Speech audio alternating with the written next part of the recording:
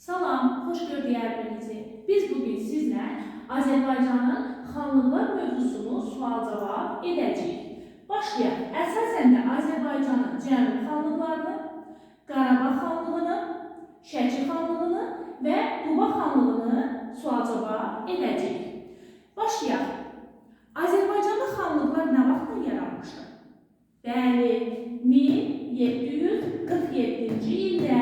47-ci ildə hansı hadisə baş verdi ki, Azərbaycanda məhz feodal perakəndəlik dövrü yenidən başladı? Bəli, Nadir Şahın ölümü ilə Azərbaycanda yaranmış, yəni vahid dövlətin tərkibində olan Azərbaycan torpaqları xanlıqlara parçalanmışdır. Bəs Azərbaycanda yaranmış ilk müstəqil xanlıq hansı idi? Bəli, Şəki xanlığı ilk müstəqil xanlıq idi. Şəki xanlığı nə vaxt yaranmışdı? Bəli, 1743-cü ildə. Kim tərəfindən? Hacı Çələbi tərəfindən yaranmışdı.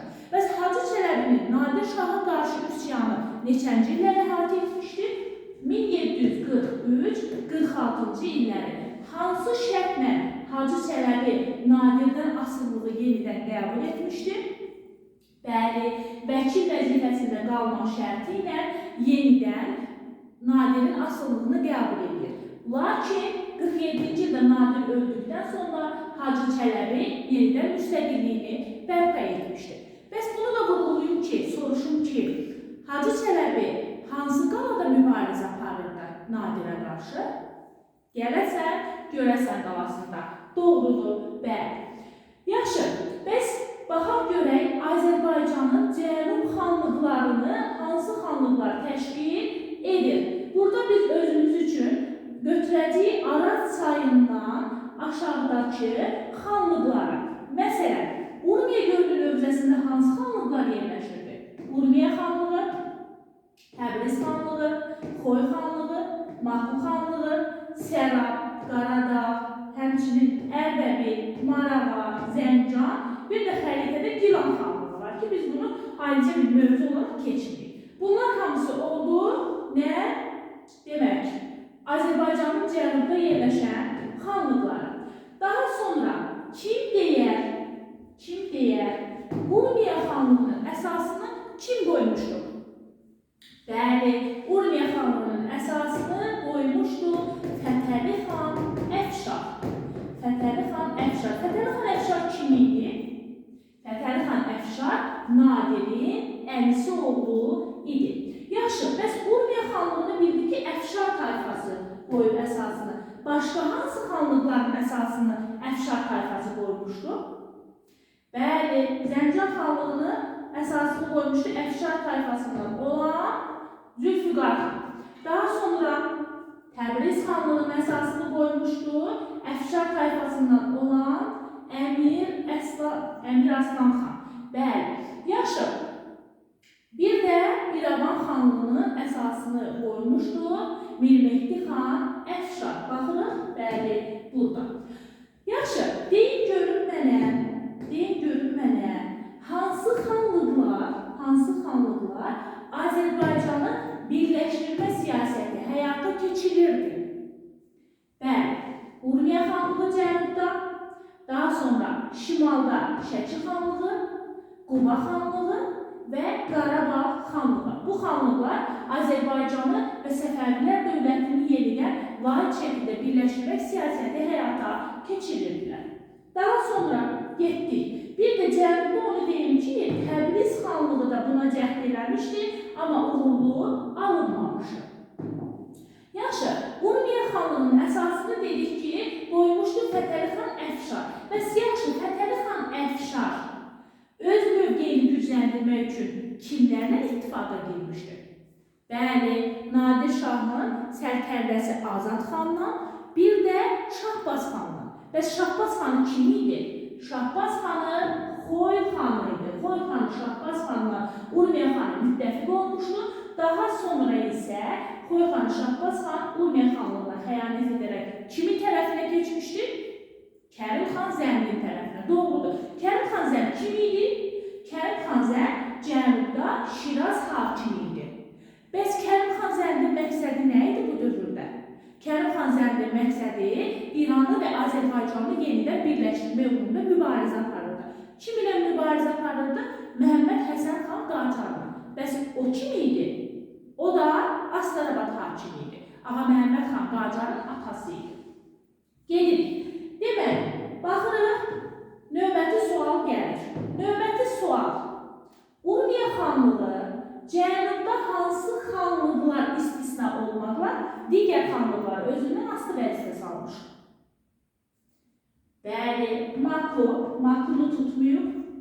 Daha sonra Ərdəbil və Zəncana xanlığını çıxmaqla digər xanlıqları özündən asılı vəziyyətə salmışdır. Demək, digər xanlıqlar o zaman hansılar oldu? Ətrafındakı Xoy, Təbriz, Marağa, Sərab, Qaradağ xanlıqlarını özündən asılı vəziyyətə salmışdır. Kim? Urmiya xanı, Fətəli xan, Əfşar. Getdik. Növbəti sual. Bəs Urmiya xanı, Fətəli xan, Əfşar şimalda hansı xanlıqları özündən asılı vəziyyətə salmışdır? Bəli, Qarabağ xanlığını Urmiya xanlığına özündən asılı vəziyyətə salmışdır. Nə vaxt Qarabağ xanlığına yürüş eləmişdir? Bəli, 1759-cu ildə. 1759-cu ildə. Neçənci ilə qədər Qarabağ xanlığı Urmiya xanlığından asılı vəziyyətdə qaldı? 63-ə qədər. Bəli, 63-ə qədər. Şuşanı 6 ay mühasirədə saxladı. Bu zaman Qarabağ xanı kim idi? Pənahəli xan idi. Bəli, Pənahəli xan kimi girov göndərdi Urmiya xanlığına? Ondan sonra hakimiyyətə gələcək olan İbrahim Xəlil xanı girov göndərdi və daha sonra 63-cü ilə qədər Qarabağ xanlığı Urmiya xanlığından asılı vəziyyətdə qaldı. Növbəti hansı şimal xanlıqlarda Urmiya xanlığından asılı vəziyyətə düşən? Bəli, İrəvan xanlığı və Şəki xanlığı. Bunlar da Urmiya xanlığından asılılığı qəbul etmişlər. Bəs Urmiya xanlığından asılı vəziyyətə düşən xanlıqlar neçənci ilə qədər onun asıllığında qaldı? 1763-ə qədər. Bəli. Bəs nə baş verdi 1763-də? Kərim xan Zərdlə və digər birləşmiş xanlıqlarla Urmiya xanlığı arasında döyüş baş verdi. Urmiya xanlığı məğlub oldu və Urmiya xanı Fətəli xan Əşraf Kərim xan Zərd tərəfindən edam olundu. Bundan sonra ondan asılı vəziyyətdə düşən xanlıqlar müstəqil oldular. Yaxşı, deyin görək mənə, Kərim xan Zərdin Azərbaycanın cənubuna yürüşləri neçənci illərdə olmuşdu? Bəli, 1760, 1761, 1762-ci illərdə. Qaraçəmən döyüşü nə vaxt baş vermişdir? Bəli, 1761-ci ildə. Qaraçəmən döyüşündə Urmiya xanının müttəfiqi kimi idi? Bəli, Xoy xanı Şahbaz xan. Axıra qədər müttəfiq oldu mu? Xeyr. Neynədi? Keçdi Kərim xan Zərdin tərəfinə, onun vədlərinə alınaraq Urmiya xanı Fətəli xan Əfşara xəyanət etdi. Ona görə də Qaraçəmən döyüşünün nəticəsində nə oldu? Urmiya xanı məğlub oldu. Bəs Marağanı nə vaxt tutmuşdu Kərim xan Zərd? 1762-ci ildə Marağanı tutub, daha sonra isə Urmiya xanlığını tutmuşdu. Nə vaxt? 1763-cü ildə. Neçə ay mühasirədə saxlamışdı Urmiyanı? 9 ay. Bəli. Getdik. Davam edirik növbəti suallarla. Növbəti sualımız odur ki, Urmiya xanlığı zəifləyəndən sonra cənubda hansı xanlıq güclənmişdir? Xoy xanlığı, bəli, Xoy xanlığı cənubda Urmiya xanlığı zəifləyəndən sonra ən güclü xanlıq olmuşdur. Əsasən də kimin dövründə? Əhməd xanın dövründə. Bəs xanlığı yaradan kim idi? Şahbaz xan idi, bəli. Xoy xanı Şahbaz xan. Bəs yaxşı, Şahbaz xanın aqibəti necə olmuşdu? Şahbaz xan Şiraz qonaqlığına getmişdi. Şiraz qonaqlığı nə vaxt baş vermişdi? 1763-də. Hansı xanlıqlar Şiraz qonaqlığında iştirak etmişdi bəs? Xoy xanlığı, Sərab xanlığı, keçirik şimaldakı xanlıqlara. Qarabağ xanlığı, Naxçıvan xanlığı, daha sonra burada olacaqdır Qaradağ xanlığı. Demək, xanlıqlar oldu?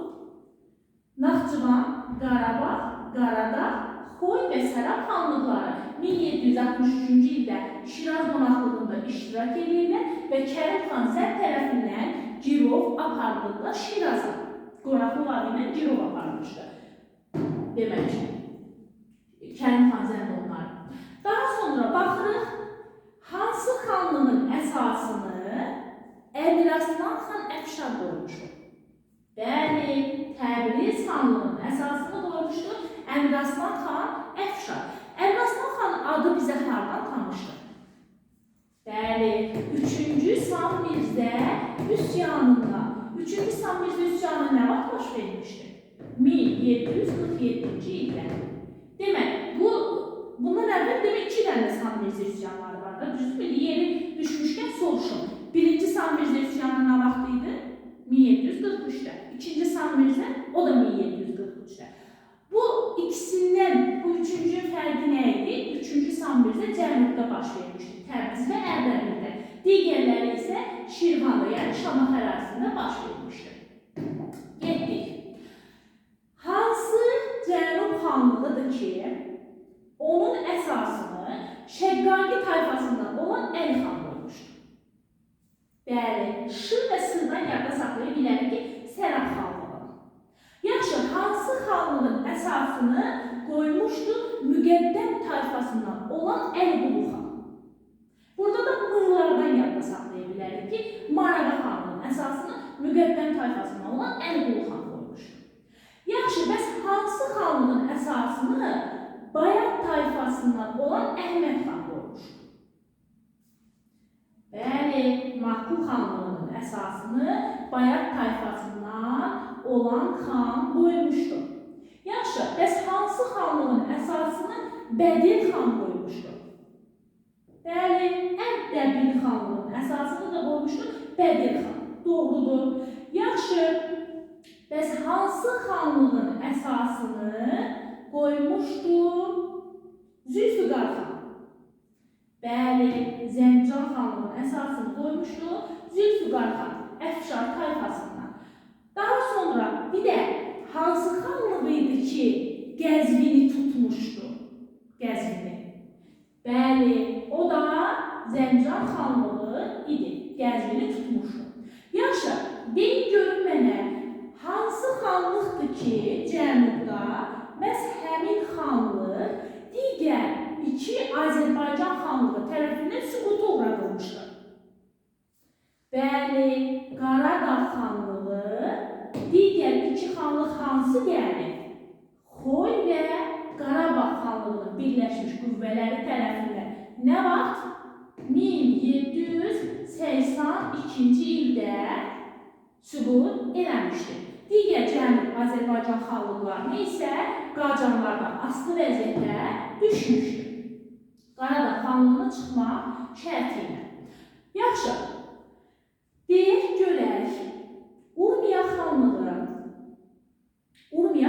Əslində Urmiya xanlığından çox danışıram, çox sual verdim. Biraz da keçək, yox, axırıncı sual deyil, keçək. Urmiya xanlığı nə vaxt Məhəmməd Həsən xan Qacardan asılı vəziyyətə düşmüşdür? 50-ci illərdə, bəli. Təxminən 57 götürə bilərik. Niyə? Çünki bu Məhəmməd Həsən xan Qacar hardan qayıdırdı? Qayıdırdı Qarabağdan. Qarabağa niyə gəlmişdi? Qarabağı tutmaq üçün gəlmişdi. Axı, o da birləşdirmə siyasəti həyata keçirirdi. Neçənci ildə? 1757-ci ildə. Bəs bunlar arasında hansı döyüş baş vermişdi? Yəni, Məhəmməd Həsən xanla Qarabağ xanı arasında Xatın Arxı döyüşü baş vermişdi. Bəs Xatın Arxı döyüşünün nəticəsində nə oldu? Kim qalib gəldi? Qarabağ xanı qalib gəldi. Və bu zaman niyə geri qayıtdı Məhəmməd Həsən xan Qacar? Nə eşitdi o? Eşitdi ki, kim Astarabada yürüş edibdi? Kərim xan Zənd. Çünki Məhəmməd Həsən xan Qacarın Cənubda, yəni Astarabadda olmamasından, Qarabağa yürüşündən istifadə edən Kərim xan Zənd Astarabada yürüş eləmişdi. Və bunu da eşidən Məhəmməd Həsən xan Qacar geri qaydanda yolda, yol üstü Urmiya xanlığını da özündə özündən asılı vəziyyətə salıb gedir. Gedir və Kərim xan Zərlə döyüşdə və yaxud da ki, yolda sui-qəsd nəticəsində öldürülür. Öldürüləndən sonra Urmiya xanlığı yenidən müstəqil olmuşdur. İndi də qalxaq biraz da Şimal xanlıqlarından danışaq. Deyin görün mənə, hansı xanlığın əsasını məhz Nadirin şah seçilən zaman buradan köçürdüyü tayfalar qoymuşdur? Qarabağ xanlığının, bəli, bu hadisə nə vaxt baş vermişdir? 1736-cı ildə. Hansı qurultayda? Muğam qurultayında. Hansı tayfalar Nadirin şah seçilməsinə qarşı idi bəs? Cavanşir, 32-lər, Kəbirli, Gəncədə Ziyadoğlular, bəli. Bəs Nadir bunları necə cəzalandırdı? Bunları ailələri ilə bir yerdə Xorasana, Əfqanistana sürgün elətdirdi, düzdürmü? Bəli. Bəs Qarabağ bəyliyindən hansı əraziləri aldı, verdi Gürcüstana? Qazax, Şəmsəddi, Borçalı ərazilərini götürdü, verdi 2-ci İraqiyə. Bəs yaxşı, yəni Gürcüstanı. Yaxşı, bəs deyək görək, burada bir dənə də hadisə baş verdi. Onları da Qarabağ Bəylərbəyliyin hakimiyyətindən çıxartdı, öz hakimiyyətini birbaşa aldı. Kim idi bunlar? O separatçılıqla məşğul olurdular. Bunlar məqsədləri nə idi? Xristiyan dövləti yaratmaq idi. Yarada bildilərmi? Bilmədilər. Niyə? Çünki Qarabağ xanı Pənahəli, İbrahim Xəlil xan onlara mane olurdu. Kim idi onlar? Bəli, Məlikliklər idi. Doğrudur, Məlikliklər. Bəs Qarabağ ərazisində yaşayan Məlikliklər. Yaxşı, söz düşmüşkən deyil, hansı Məlikliyin əhalisi yerli xristiyan albanlardan ibarət idi, digərləri bura gəlmişdilər. Bəli, Xaçın. Xaçın, doğrudur. Yaxşı, bəs hansı Məlikliyi Pənahəli xan birinci həmin o Məlikliyi özündən asılı vəziyyətə saldı? Bəli, bununla başlayır, verəndə. Doğrudur. Yaxşı, bəs neynədir ki, burada bunları bir-bir arda-arda özündən asılı vəziyyətə saldı? Onlar arasında nifaq yarattı. Onlar bir-birinə qarşı qoydu, təklənən Bələndə Məliyini birinci tutdu, daha sonra ardıca Ballıqaya döyüşündən sonra hansı Məlikliyi tutmuşdu? Bəli, Xaçın Məlikliyi. Yaxşı, daha sonra Xaçın, Vərəndə, Xaçın, Dizaq, Çiləbör, sonunda isə Talış, yəni Gürcistan Məlikliyi özündən asılı vəziyyətə salmışdı. Davam edirik. Deyək görək, Qarabağ xanlığı üzərinə yürüş eləmişdi. Bu iki xanlıq birləşib, hətta Məlikliklərin də köməkliyini almışlar. Hansı xanlıq idi o? Hansı xanlıqlar? 2 dənə xanlıq yanaşı. Şəki və Şamaxı xanlığı. Hansı döyüş baş verdi bunların yürüşü nəticəsində? Bəli, Bayat savaşı baş verdi. Neçənci ildə baş verdi? 1748-ci ildə. Bəs Bayat savaşının nəticəsi necə oldu? Təbii ki, məğlub oldular. Şəki xanı uğursuzluğa düçar oldu, tuta bilmədi Qarabağ xanlığına. Bəs yaxşı, nə demişdi orada? Hətta çünki Bayat savaşından sonra bilir ki, Pənahəlinin nüfuzu daha da artmışdı, düzdürmü? Deyir ki, Pənahəli xan deyir, bugünə qədər bir siqqəsiz deyir, gümüş idi. Biz gəldik ona siqqə vurduq, qayıtdıq. Yəni, biz deyir, onu daha da tanıdıq. Halbuki heç tanınmırdı deyir. Yəni, o mənada. Yaxşı, bir də bayaq vurguladıq ki, 1757-ci ildə də kimin bura yürüşü uğursuz oldu, Xatınarxı döyüşü baş verdi. Bəli, Məhəmməd Həsən xan Qacarın Astarabad hakimi. Doğrudur. Amma 1759-cu ildə kimin yürüşü Qarabağa uğurlu olmuşdu? Bəli, Urmiya xanlığı. Bəs yaxşı, 1780-81-ci illərdə bura kim yürüş eləmişdi? O da uğursuz olmuşdu. Amma Pənahəlinin dövrü deyil də kimin dövrüdür? İbrahim Xəlil xanın dövrüdür. Kim idi o? Quba xanlığı idi. Birləşdirmə siyasəti aparan növbəti xanlıq Quba xanlığı yürüş elədi, amma o da uğursuz oldu. Bəli, doğrudur. Yaxşı, daha sonra deyək görək, bu Qarabağ xanlığında neçənci ilə qədər dedik Pənahəli hakimiyyətdə oldu? 1763-ə qədər. Çünki bu da qonaqlıq həvəskarı xan olduğu üçün getmişdi Şiraza əsir, girov qalmışdı orada. Bəs o kimi burada hakim qoyub getmişdi əslində? Mehrdəli bəy, bəli. Amma kimin köməkliyi ilə İbrahim Xəlil xan gəldi hakimiyyətə? Kərim xan Zərinin fərmanı ilə bəli İbrahim Xəlil xan gəldi. Haradaydı ki İbrahim Xəlil xan? Girovlukda burada olmayanda. Deyək, xeyr ola, mən neçə idi burada Girovlukdayam, niyə Mehrdəli gəlsin? Düzdürmü? Bəli, özü gəldi. 63-lər demək gəldi hakimiyyətə 1800 neçəyə qədər? 6-ya qədər. Düzdür, bunun da aqibəti yaxşı olmadı. İndi Ruspərəst olsa da deyək, Ruslara meyil eləsə də, axırda Ruslar onun sonunu gətirmişdi. İndi söz düşmüşkən soruşur. Qarabağ xanlığı neçənci ildə Ruslardan asılılığı qəbul eləmişdi? Hansı müqabilə ilə? Bəli, 1805-ci ilin Kürəkçay müqabiləsi ilə. Doğrudur. Amma bir il sonra onu Xankəndidə Lisan Elçin əmri ilə güllələdilər. Niyə güllələmişlər? Kisəlliyə Abbas Mirzənin ordusu gəlmişdi orada. Demək ki, ona görə. Yaxşı. Kürəkçay ilə başqa bir xanlığımızda Rusiyanın asılılığını qəbul eləmişdi. O kim idi bəs? Bəli, o da Şəki xanlığı idi. Bir həftə sonra.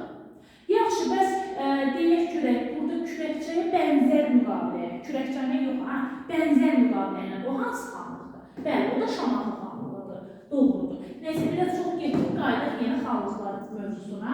Demək, deyirik ki, bu Bayat Savaşı oldu, düzdürmü? Nə vaxt oldu Bayat dedik? 48-də. Bayat Savaşından sonra Pənahəlinin nüfuzu artdı. İndi bu nüfuzu artan Pənahəli hansı ərazilərin özündən asılı vəzifə saldı bəs? Hansı xanlıqlara? Zəngəzurun bir hissəsini buradan götürdü deyək ki. Ondan sonra gəldi. Demək, deyir ki, Gəncəli, hanı Gəncə? Burada, bəli. Sonra Naxçıvanı, burada. İrəvanı, burada. Sonra Hayana gəldi burada. Ərdəbilə gəldi. Ay, sağ ol. Neynədir? Bu xanlıqları özündən asılı vəziyyətə saldı. Düzdürmü? Bəli, düzdür.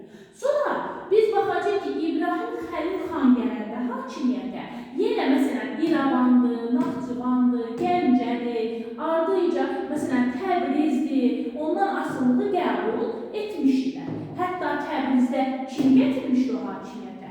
Öz bacısı oğlu Əsədullah bəy gətirmişdi hakimiyyətə. Bəli. Yaxşı, sonra deyəcəyik ki, müəllifliklərdə yenə özündən asılı vəzifə salmışdı. Kimlər, yeni bir sual gəlir. Birləşdilər. 1780-cı ildə həmin xanlıq üzərinə hücum elədilər. O xanlığı iki hissəyə böldülər və beləliklə burada iki hakimiyyətlik yarandı. Söhbət hansı xanlıqdan getdi? Gəncə xanlığından doğrudur. Yürüş eləyənlər kim idi? Biri Qarabağ xanı idi, biri də Kartli çarı idi, ikinci İraqlı. Bu buradan gəldi, bu da buradan getdi. Bəlkə də birləşdirə getdilər. Neyse, iki hissəyə böldülər. Burada oldu iki hakimiyyətlik. Neçənci ilə qədər? 1783-cü ilə qədər. Bir dənə də iki hakimiyyətlik xanlığımız var. O hansıdır? O da Şamaxı, bəli. Və Şamaxı xanlığında nə var? İki hakimiyyətlik olmuşdur. Elə yarananda. Niyə? Çünki 1734-cü ildə nə baş vermişdir? Şamaxı əhalisini qəzəblənən Nadir Ağsuya köçürdüyü üçün Şamaxı da yarananda burada iki hakimiyyətlik yarandı. Yaranmaq nə vaxtı? 1747-də. Yəni xanlıqda iki hakimiyyətlik xanlıq kimi yarandı. Neçəyə qədər? 1763-ə qədər. Doğrudur. Yenidən qayıdırıq. Biraz da hansı xanlıqdan sual cavab edək Quba xanlığından. Aha, başlayaq Quba xanlığına. Quba xanlığının əsasını kim qoymuşdu? Hüseyn Əli xan qoymuşdu. Nə vaxt qoymuşdu? 1747-də. İndi burada bir şey var. Hüseyn Əli xanım deyir ki, Ruslar hakim təyin eləmişlər bura. Nə vaxt? 1726-cı ildə xatırlayırsınızsa bir tərəfdən Ruslar, bir tərəfdən Osmanlılar bölündü Azərbaycanı. Bax, həmin bölümdə. 1726-da. Daha sonra Nadir öləndən sonra müstəqil Quba xanlığı yarandı. Quba xanlığında digər Qarabağ, Şəki, Urmiya xanlığı kimi deyildik, hansı siyasət həyata keçirirdi? Birləşdirmə siyasəti. Bəli, doğrudur. Birləşdirmə siyasəti həyata keçirilmişdir. Yaxşı, indi baxaq görək, bu Quba xanı Hüseyn Əli xan hansı ərazini birləşdirmişdi? Bəli, özünə birləşdirmiş ki, buradakı Salyan ərazisi. Düzdürmü? Yəni bu Salyan ərazisini özünə birləşdirməsi hansı xanlıqların işğalı üçün şərait yaratmışdır? Bu buradan gəlib buranı birləşdirirsə, bu tərəfdə Bakı var, bu tərəfdə Şamaxı var. Demək ki, gələcəkdə Bakı və Şamaxını özünə birləşdirmək üçün şərait yaratmışdır. Nə vaxt birləşdirmişdir? 1757-ci ildə. Bəli, doğrudur. Sonra qayıdırıq nəyə? Deyirik ki, burada bu öləndən sonra hakimiyyətə kim gəldi? 1758-ci ildə gəldi Qubalı Fətəli xan. Bax, bir var Fətəli xan Əfşarımız, bir də var Qubalı Fətəli xanımız. Yanında Əfşar varsa olmayandır. Əfşarı yoxdursa, Qubası varsa bu Qubalı Fətəli xandır. 1758-ci ildən neçənci ilə qədər olur hakimiyyətdə? Bu 89-cu ildə. Və onu da deyim ki, Azərbaycanın şimal-şərq ərazilərini geniş bir şəkildə birləşdirən ilk xanlıq və Quba xanlığı olmuşdur. İndi getdik bunun daha doğrusu Fətəli xanın, Qubalı Fətəli xanın siyasətinə baxaq. Əsas deyir ki, 3 siyasəti var idi. Yəni 3 istiqamətdə gedirdi bunun siyasəti. Hansı idi? Vergi, doğrudur. Köçürmə idi. Doğrudur. Bir də nə idi? Bir də birləşdirmə idi. Doğrudur. Yaxşı, indi bunun vergi sahəsinə baxsaq, görərik ki, vergini nizamlamaq üçün deyir, kimlər yığmasın vergini? Mahal naibləri. Deyir, mahal naiblər toxuma, olsa deyir, yarı-yarımçı gətirib verirsən, sən deyir. Bəs kim yığsın? Kənd xudalar yığsın deyir. Kənd xudalar yığsın, özləri gətirsinlər, mənə versinlər. Bəli. Yaxşı. Bir də burada, belə deyim də, bu vergi oldu. Bir də deyir, bəzi mükəlləfiyyətləri kimlər rəhbərlik eləsin o mükəlləfiyyətlərin həyata keçirilməsinə? Xan yasalıqları, bəli, doğrudur. Bəs köçürmə siyasəti nə idi bəs? Demək, bu deyir ki, məsələn, sərhədləri möhkəmləndirmək üçün Muğamdan Şahsevən tayfalarını köçürmüşdür. Təxmini bu ərazilərdə Şahsevən tayfalarını köçürmüşdür. Ondan sonra deyir ki, məsələn, hardan? Qubadan, Dərbənddən, Salyandan əhali köçürmüşdü hara? Şamaxıya. Özünə, öz dayaqlarını möhkəmləndirmək üçün, etnik dayaq yaratmaq üçün. Bəli. Daha sonra da deyirik ki, Muğamdan, Gilandan, bax bu ərazidən, bir də Ərdəbildən neynəmişdir? Bu, əhali köçürmüşdür. Bəli. Buradan da əhali köçürmüşdür. Yəni, bu da bunun köçürmə siyasətidir. Yaxşı, birləşdirmə siyasətində başlayıq. Demək, Salyanı birləşdirdiyi atası Hüseyin Əli xan. Bu gəldi, başladı hardan? Dərbənddən. Dərbəndi nə vaxt birləşdirilmişdir? 1759-cu ildə. Yaxşı, Dərbəndin birləşdirilməsi əhali tərəfdarı idi sizcə? Bəli. Niyə? Çünki buradakı Məhəmməd Hüseyin xanın ağır vergi siyasətindən bezmişdilər. Ona görə də Quba xanına müraciət edirlər ki, bizi də al öz, deyək ki, hakimiyyətin altına. Bəs başqa hansı xanlığın əhalisi də tərəfdar idi Quba xanlığına birləşdirmək? Bu da bu tərəfdən məhz Bakı xanlığı idi. Bəs Bakı xanlığı nə vaxt birləşmişdir? 1767-ci ildə doğrudur. Yaxşı, bəs deyək görək, bu hələ Bakıya gəlməmiş, Dərbəndi birləşdirəndən sonra hansı xanlığı birləşdirmək istəyirdi? Şamaxı xanlığını birləşdirmək istəyirdi. Bəs niyə birləşdirə bilmədi? Ona görə birləşdirə bilmədi ki, Şamaxı xanlığı dövründə güclənmişdi, bir də digər qonşu xanlıqlar ona kömək edir. Əsas hansı xanlıq? Şəki xanlığı. Bəli. İndi baxaq Şamaxı ilə Qubanın münasibətlərinə görə bunların əvvəl necə edər? Yaxşı idi bunların münasibəti. Hətta deyir ki, Quba xanlığı deyir, Şamaxı xanlığı da bu şimaldan gələn hücumlardan qoruduğuna görə Şamaxı xanlığı Quba xanlığına xərac verirdi. Yəni maaş verirdi, pul verirdi, belə deyək də. Sonra nə oldu? Sonra Şamaxı xanlığı bunu dayandırdı. Şamaxı xanlığı dayandırdı, Quba xanlığı, Şamaxı xanlığı arasında münasibətlər pisləşdi. Bu nə vaxt da söhbət gedir? Nə vaxt gedir bu? 1765-də doğru. Sonra deyir ki, bunlar yenidən razılığa gəldi. Eyni şərtlərlə, mən sən qoruyacaq, sən də mənə pul verəcəksən, xərac verəcəksən, bəli, razılaşdılar. Amma kim bu da özünü soxlar ya? Şəki xanlığı, Şamaxı xanlığına deyir ki, ağlın olsun, mən sən tərəfindəyəm, lazım deyil də, yəni buna pul vermək. Belə olanda Quba xanı neylədi? Bəs Quba xanı getdi Şamax xanlığı, Şəki xanlığı ilə razılaşma əldə elədi. Dedi, gəl birləşək, gedək Şamax xanlığını bölək. Belə də elədi. Nə vaxt böldülər? 1767-də. Və sonra nə oldu? Sonra da, bəli, Quba xanı, Fətəli xan dedi ki, Şəki xanlığa, Hüseyin xana dedi ki, sənə düşən ərazi də mənimdir. Onu da verəsən mənə. O da döyüşdə onu məmnun elədi, ərazini aldı. Nə vaxt? 68-də, bəli.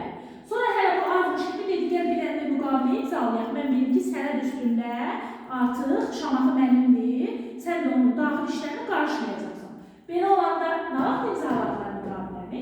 Bəli, 1769-cu ildə müqaviləni imzaladılar. Bu da Quba zaten asılı vəziyyətə düşməsi, burada demək 68-dən götürəcək, yəni tamamilə asılı vəziyyətə düşmüşdür. Və demək bir də onu deyim ki, Quba xanlığını birləşdirmənin birinci mərhələsi var, ikinci mərhələsi var. Birinci mərhələ olanda bu Salyanın, Dərbəndin, Bakının birləşdirilməsində birinci mərhələ başa çatdı. Növbəti mərhələ Şamaxıdan başladı, ikinci mərhələ. Ondan sonra gəlirik bu Quba birləşdirməsi, Şimal-Şərq torpaqlarını görürsünüz, birləşdirib burada, bu əraziləri birləşdirib. İndi bu təbii ki, digər xanlıqların xoşuna gəlirmi? Gəlmir. Belə olanda bu xanlıqlar deyirlər, birləşirlər, ittifaq yaradırlar, düzdürmü? İndi bu ittifaqa baxanda kimləri ittifaq yaradarlar? Deyək, Qarabağ xanı, Şamaxı xanı, Şamaxı hakimi, ondan sonra Şəki, bunlar ittifaq yaratdılar. Sonra da bir tərəfdə Dağıstan hakimləri var, onlar da ittifaqdadırlar, Kafetiya çarlığıda. Və Dağıstan hakimləri ilə bunlar arasında 1700 neçənci ildə, bunlar dediğim, yəni bunlar Quba xanında, yəni Fətəli xan arasında nə var? 1774-cü ildə, bəli, hansı döyüş baş verdi? Yavduşan döyüşü, bəli, Xudat yaxınlığında Yavduşan döyüşü baş verdi. Bəs yaxşı, Yavduşan döyüşü nəticəsində nə oldu? Nəticəsində Fətəli məğlub oldu. Yəni bu Fətəli məğlub olub, Dərbəndə də qayda bilmir, Salyanı doğru çəkilir. Dərbəndin də müdafiəsi kimdədir? Yoldaşındadır, Tutibikədə. Dərbəndə 59-da alandan sonra Tutibikəyə verilmişdir. Bu Əmir Həmzə də Tutibikənin qardaşıdır, qohumludur. Deyir ki, nə deyir? Deyir, Fətəlin meydin gətirmişəm, tabutum gətirmişəm, aç, girim də. Balsın indi qardaşın nə olduğunu bilirmiş ki, ona inanmır və 9 ay orada məhz Dərbəndi müdafiə edir. Bu zaman bəs Salyanlı olan Fətəli kimdən kömək istəyir? Bəli, Rusiyadan. Rusiyada hakimiyyətdə kim idi bu dövrdə? Yekaterina. Yekaterina ona nə cavab verir? Müsbət cavab verir. Bəli, haradakı qoşunları göndərir? Qafqazdakı qoşunları göndərir ki, gedin Əmir Həmzə ilə döyüş edirlər 1700-nə vaxt 75-də və döyüşdə Əmir Həmzə məğlub olur və Dərbənd mühasirədən azad olur, Fətəli yenidən qayıdılır öz ərazisinə. Doğrudur. Bundan sonra deyir ki, buranı tərk eləməli olur Yekaterina qoşunu, Rus qoşunu. Niyə? Çünki Osmanlı bunu narazılıq edir. Bu dövrdə də yəni Osmanlı ilə münasibətləri pisləşdirmək istəmir, geri qayıdır. Həm də hələ ki buranı tutmaq o əlverişli şəraiti tutmamışdır da Rusiya, ona görə geri qayıdır. Sonra gəldik nəyə? Fətəli dayanır mı? Dayanmır. Hara gedir? Cənuba gedir. Hələ Cənubdan Qarabağa gəlir, düzdür. O 80-81-də bayaq soruşmuşdum.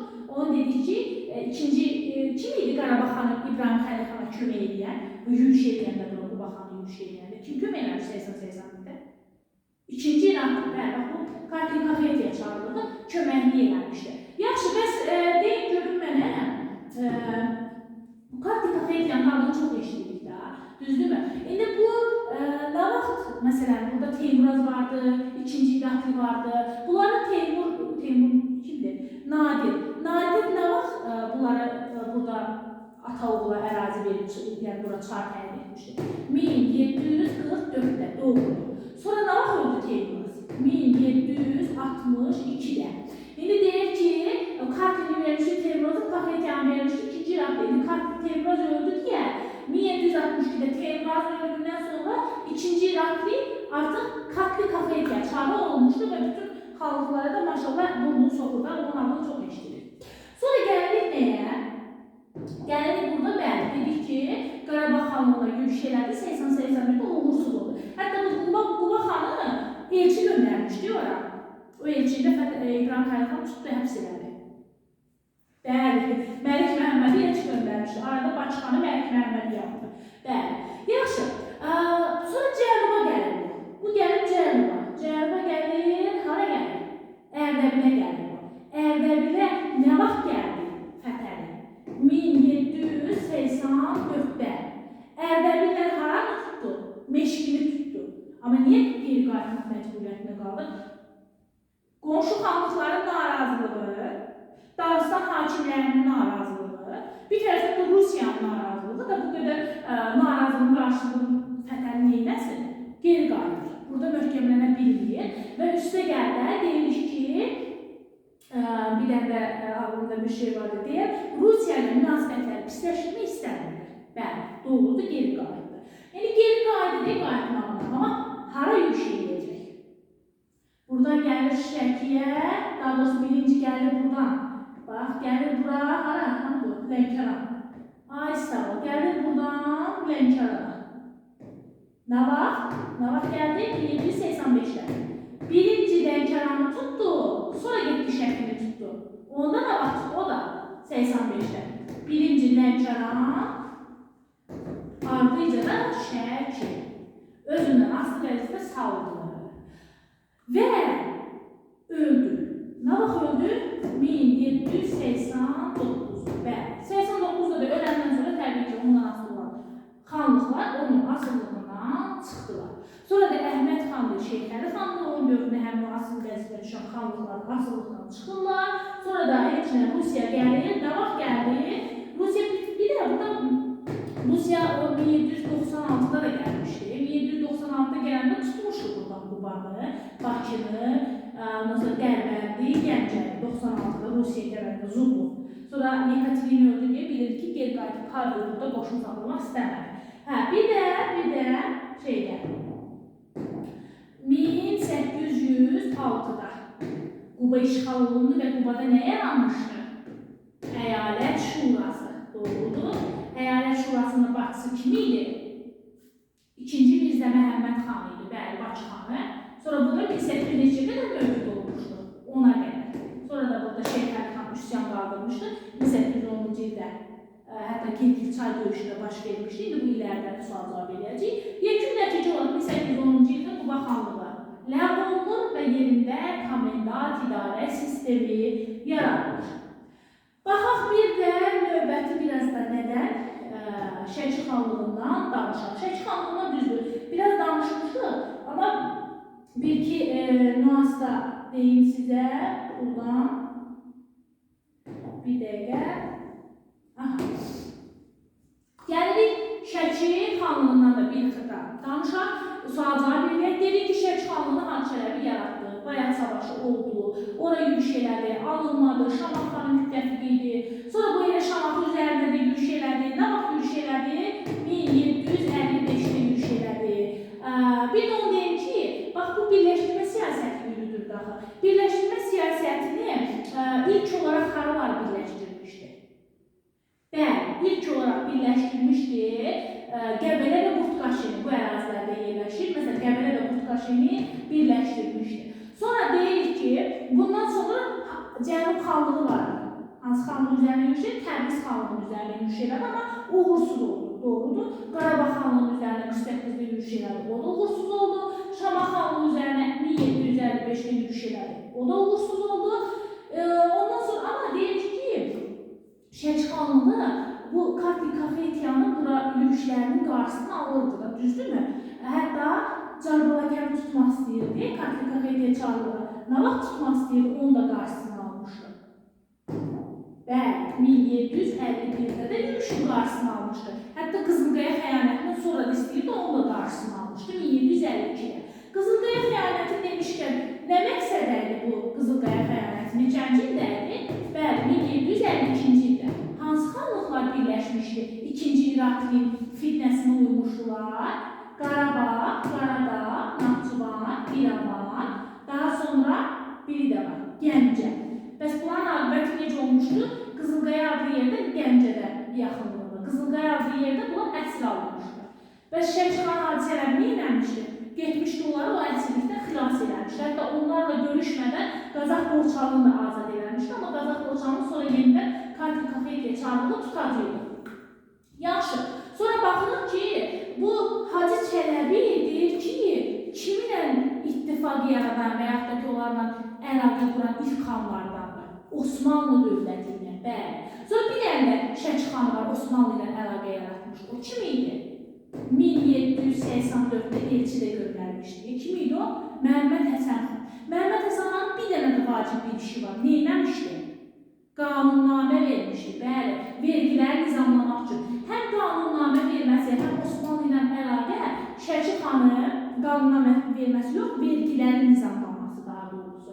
Şəmkixanı Hacı Çələbi ilə bir də Şəmkixanı Məhəmməd Həsən xanı ikisi üçün də oxşardı bu hadisə. Biz qanunnamə adı çəkmişkən ilk qanunnaməni kim vermişdi Azərbaycan tarixində?